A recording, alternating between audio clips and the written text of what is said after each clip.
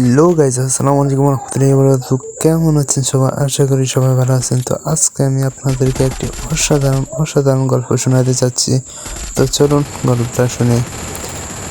একদিন ইমাম সাহেব খুতবার পর বাইরে বাচ্চাদেরকে নিয়ে কথা বলছিলেন। তখন ওই সময় ইমাম সাহেব বাচ্চাদেরকে জিজ্ঞাসা করলেন যে, তোমরা কি জানো যে আল্লাহ পাক সবসময় আমাদেরকে দেখেন?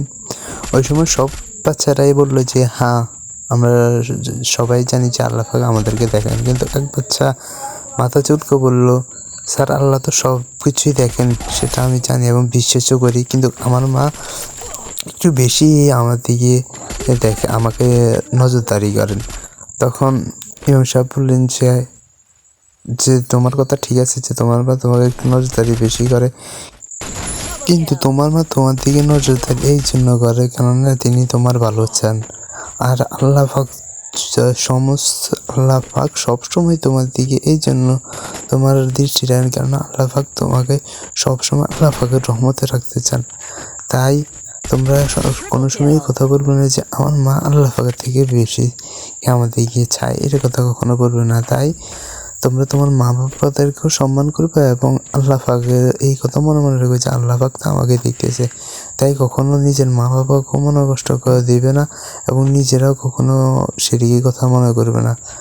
এটা নিয়ে আমরা শিক্ষা গ্রহণ করা যায় যে আমরা সবসময় আমাদের মা বাবাকে সম্মান করব, কখনো অসম্মানী করবো না। কেননা যদি তুমি তোমার মা বাবাকে অসম্মানী করো তাহলে এটা আল্লাহ পাক তোমাকে দেখতেছে। এই জন্য আমরা কখনো আমার মা বাবাকে অসম্মানী করবো না।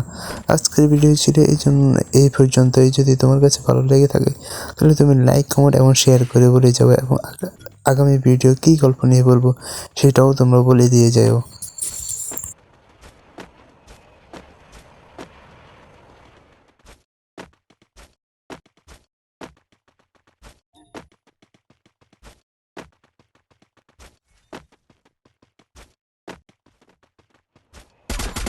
Dominating.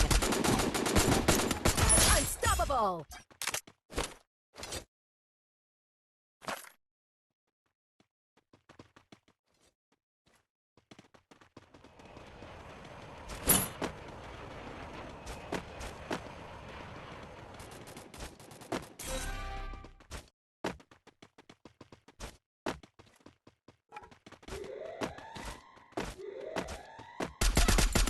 Rampage.